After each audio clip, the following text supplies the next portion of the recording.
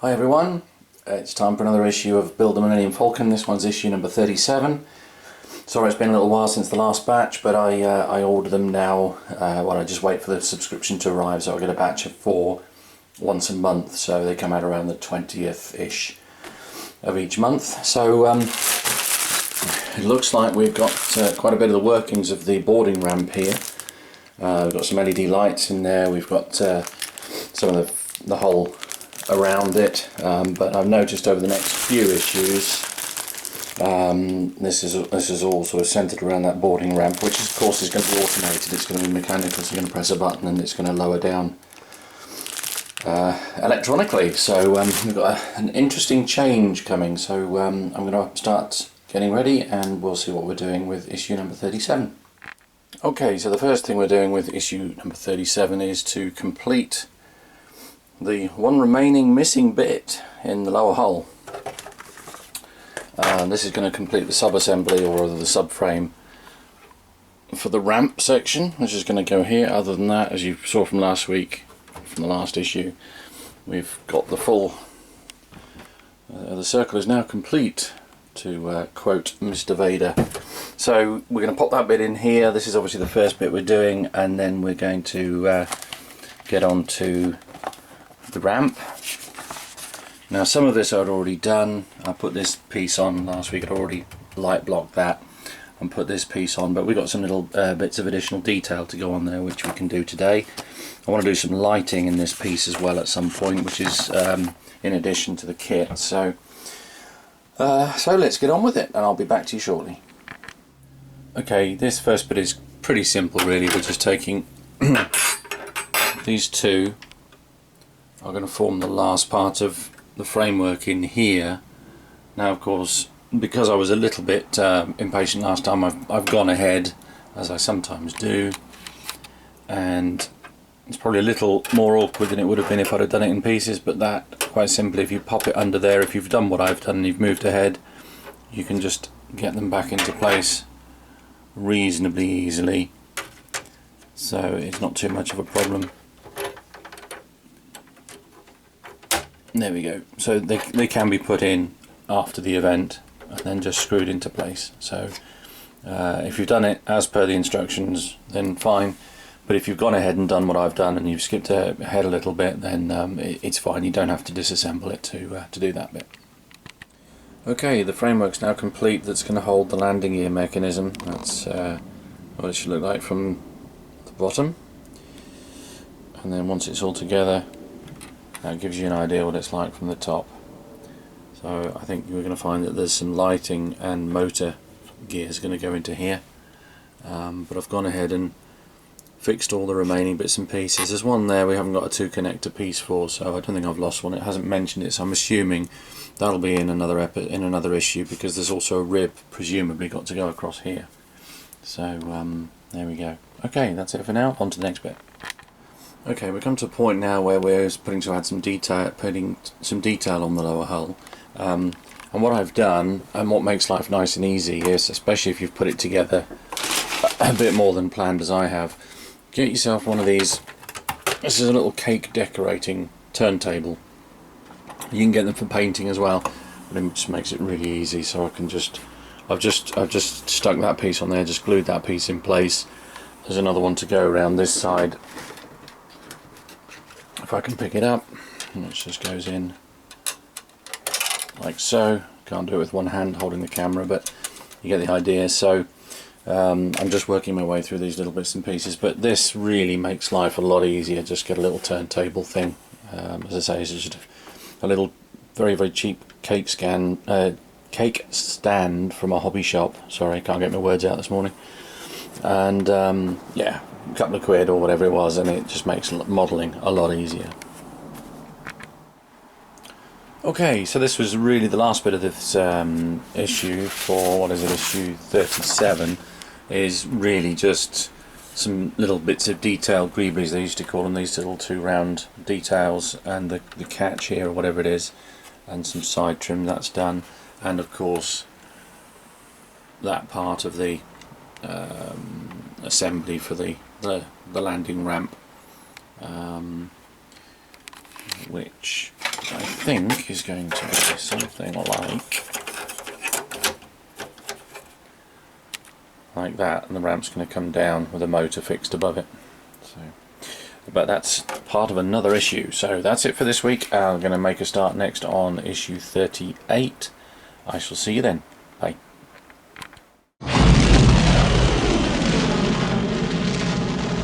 Okay, welcome back. This is issue 38 of the Build the Millennium Falcon series. I'm carrying straight on from finishing issue 37 just now. I'll put all these videos together into a clump of 4, which is what everyone told me they preferred. There's a few people preferred the single episodes, but the vast majority preferred a batch of 3 or 4 together, so that's what I'm going to do for you. So let's get on with issue 38.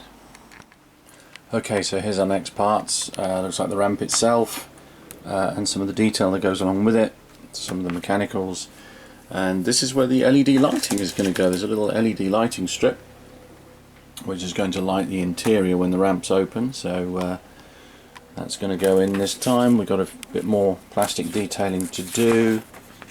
Aha, quite a lot more, and some painting to do as well. Interesting. Okay, right then, so I'm going to make a start and I'll come back to you shortly. Okay, one of the first things we do on this issue is to fit the lighting strip on the ceiling of the entry ramp. Now it does go diagonally through this hole. If you look at this hole here, you look at it and you think that's not going to fit, but it does. You just put it through corner to corner, don't put it through diagonally. It won't go through that way or that way, you just got to do it diagonally. And then just be careful you don't break the connections as you twist it through. Now mine was ever so slightly long. I've managed to get it to fit pretty good. Now this tape can be stripped back if necessary, as long as you don't go too near to the contacts, but I think that's okay. I think we're going to get away with that. So that's the lighting installed, and now we're going to start assembling these bits and pieces to make the bottom of the ramp, because the ramp has a flexible pad at the bottom which is hinged, which is effectively this step here. So I'll get on with that and give you an update on anything that's relevant. Right, when we're doing steps 1 to 3 here, we need to be a bit careful, because you've got to effectively create this extension piece here which folds down. So when it's, if I can just do that, so when the entry ramp is sort of in the open position, it forms a little step, and then obviously as it closes, the idea is that folds back and in like so. Now you have to glue the two halves together, but there's tiny little lugs on the end to make a hinge, and you mustn't get glued too near there, but you do need it to seal the thing up, otherwise it just comes away. So I think I've got it there, but just take care that you don't get glue in the hinge on that bit. Right, this hinge arm is actually quite fiddly, so what I suggest is using a little pin vise like this to hold it while you're assembling it. Now the other thing it does ask us to do here is use some thread lock so that these things don't work loose later on. So I'm going to have to go and get some of that, so I can only do so far at the moment, but that's it's good advice, because over time they'll come loose and they're going to be fairly deep inside the surface of the model, and it'll be very hard to get to later. So I should think that's a very important step.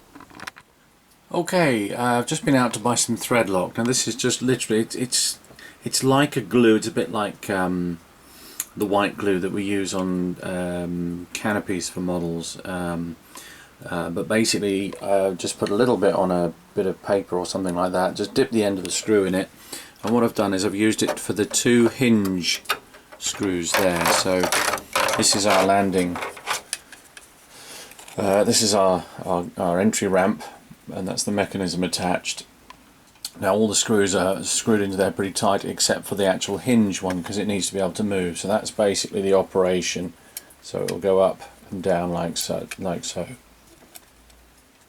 So the thread lock just means that the screws won't come undone, but they're not actually tight. So the movement is free to open up the entry ramp, which is going to fit under here, something like that. Okay, and coming to the end of issue number 38, this is basically what we have now. So I haven't screwed this in yet. Excuse me. I've just got it loosely attached, but that shows you how the, if we come down under here, that shows you how the landing ramp is going to come down, and then there's a little bit that comes out of the bottom,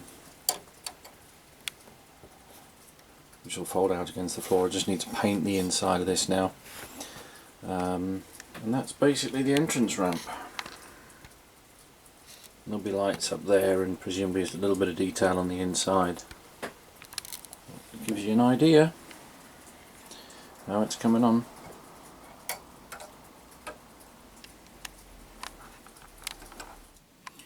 Okay, before we can get on with issue 39 and start assembling all the sort of the pistons and hinge work for the landing ramp, there's a tread that goes up the centre of the landing ramp which really needs painting. Now in the issue they just show it being hand painted or brush painted, sort of, where is it, here-ish, and for the time this model is going to take to build and the cost of it, I don't want to be doing hand painting. It's just not going to look very good, so I've decided to spray that. So this is what I've done so far. Basically you need to sort of paint the inside where the track would be, the tread would be, and they sort of tell you basically what to do, but I'm decided to mask it off properly. This is actually quite fiddly to mask off because you don't want the paint around the edges, and you've got to paint both the inside and outside of the foot extension as well. So so I've gone and made the decision to mask it off properly, take a bit more time and spray it. The other thing I've done as well, if we turn around here, excuse the fire, it's a bit cold in here this morning. That's the exterior part of the mechanism, and I'm light blocking it now before we start putting the other bits and pieces in, because it would be very difficult to paint later, and I don't want to spoil this because I'm being impatient on bits that really need painting. So I've just put some primer on that one, and I think I've got this ready. So I'm just going to get some primer on there, and then I'll be painting them separate, different colours. This is going to be high gloss silver, as the rest of it was for the light blocking, but this is going to be a sort of medium grey. Okay, this is the inside of the landing ramp. It's still drying. I've just I used a little airbrush actually just to paint it. Managed to mask off the rest of it completely so I don't get any paint where we don't want it, and I've just been able to balance the little extension pad there. I'm just going to put a bit more in there, hold on.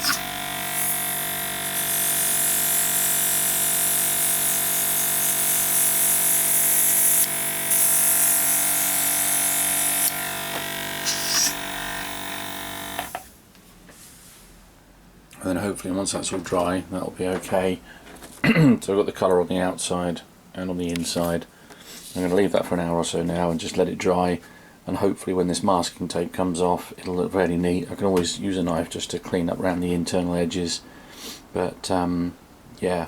One little tip, I'm actually out in the shed at the moment doing this, and it's extremely cold and quite damp out here. So because I'm spraying, I've got one of these little heaters which I'm using just to keep everything a little bit warmer and to dry the air out a little bit. So just remember, if you are spraying in the winter and you're not doing it in the house, you need to keep it fairly dry, fairly warm temperature.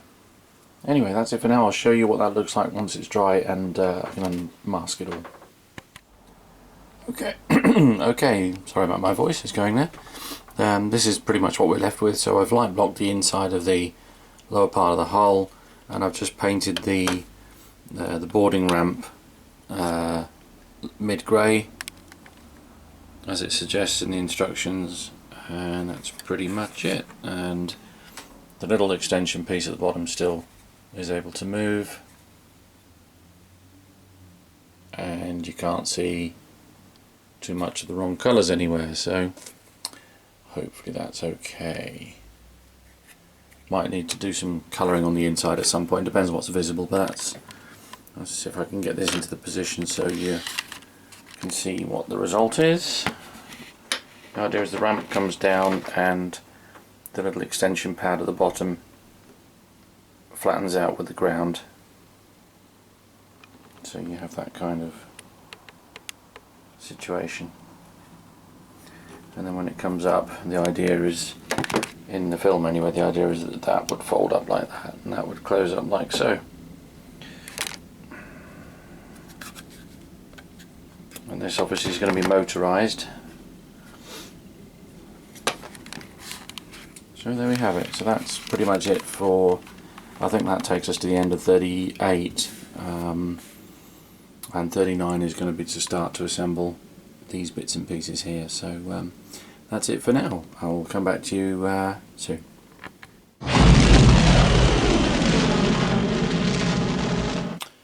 Okay, so it's time for issue number 39 of the Build the Millennium Falcon series. This is pretty much one part. It's the motor assembly for the boarding ramp, which I've just painted and put to one side for the moment, and I think we've got some bits and pieces to assemble, which I'm assuming are in this particular guide. Well, some good detail for painting there on the underside. Excuse me. Oh, here we go.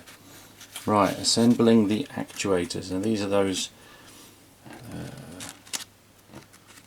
columns that sort of stand by the side of the boarding ramp.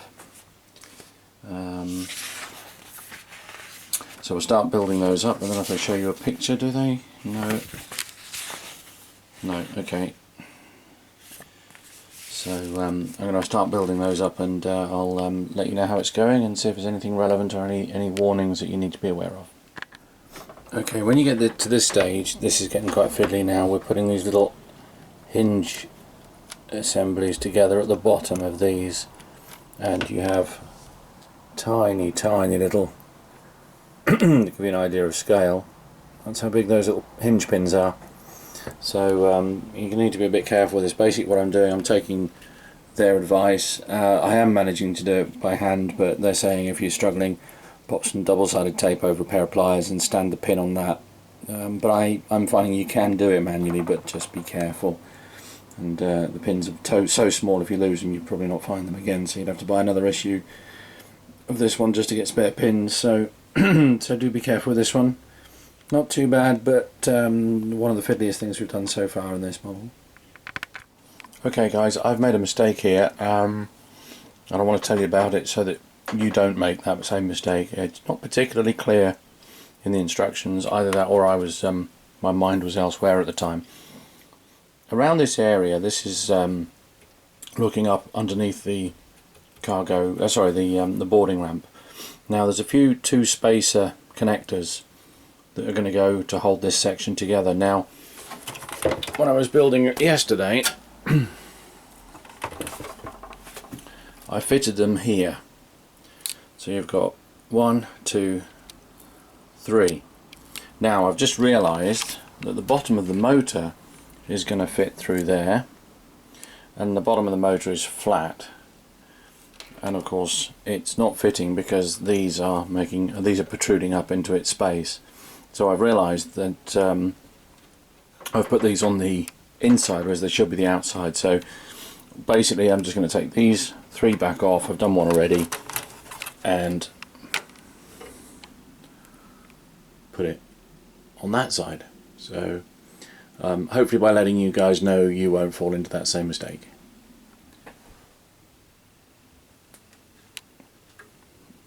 The other thing is, it might be easy to keep this piece separate while you're working on it. I've attached it to the hull a bit early, and it's making the whole thing a little bit more tricky to manage. Right, another easy to make mistake is, remember these pins are different lengths, because I couldn't get that to screw down to there without forcing that down, which would have then broken the pivot in here. So yeah, lots of things to be careful of on these. You really need to read the instructions carefully and get the right lengths, because the outer legs are longer and the shorter ones are and the inner ones are shorter. Not to be confused. Okay, I think I finally got there. That was definitely the most fiddly part of this model so far.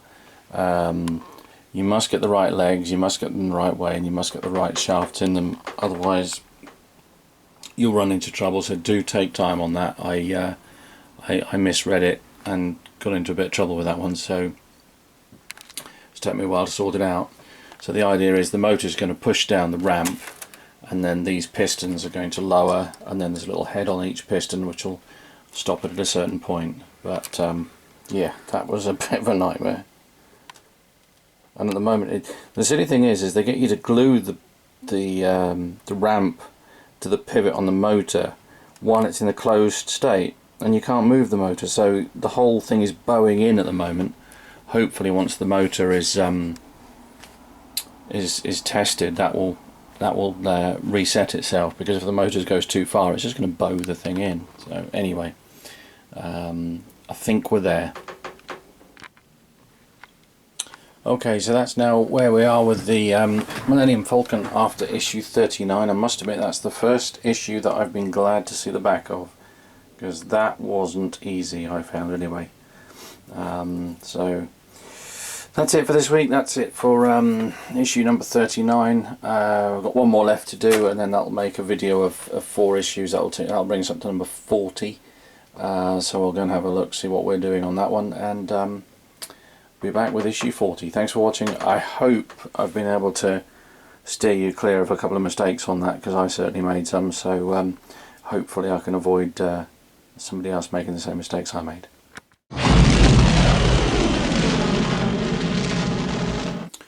Okay, Build a Millennium Falcon issue number 40. Now, inadvertently, I've already done pretty much all of it, because what I did is I'd assembled this while it was in place, whereas they're effectively saying assemble it as one of the sort of quarters on its own and then assemble it afterwards, which was probably easier than doing it the way I did it.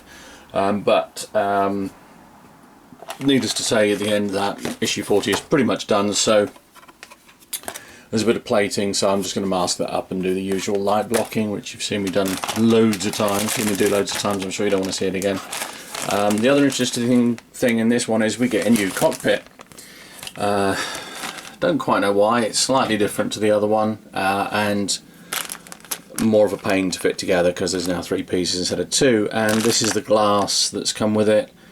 I tried putting the glass in the windows. It looks absolutely ridiculous. It looks awful. So you may remember my previous gripe on an earlier video when I first saw a picture of this thing assembled. The glass is way too thick and it just looks terrible. You should see glass, you shouldn't see several different thicknesses of it through the windscreen or through the window. Let's see if I can show you. The glass incidentally only fits the new cockpit, not the old one, because the outer windows are slightly wider than they were. So let's see if I can do that with one hand. Probably not. Okay, so that's the glass in. So from the outside, it's a nice smooth fit, but just look how thick those frames are. It just couldn't be worse, really. Couldn't be worse. So, because you're seeing a whole other line. It's like there's a double framework inside, and I think that looks terrible. So we'll see. They've redone the cockpit, presumably because people complained it wasn't very accurate. So let's hope they'll redo the glass for the same reasons, because it looks awful. I'm actually probably going to not put any glass in. If it comes to glass like that, or no glass, I'd rather have no glass. So we'll see. Maybe I can come up with another alternative. But so that's it, really. Not much to do in issue 40. I'm just going to paint that and have that ready. That's obviously somewhere around here, that kind of thing. So I'll get on with that, and that's pretty much it. Now I think that's going to finish us off for about 4 episodes, so I shall cut all these together into one video and post it up shortly. Hope it's been of some help, and I'll see you next time.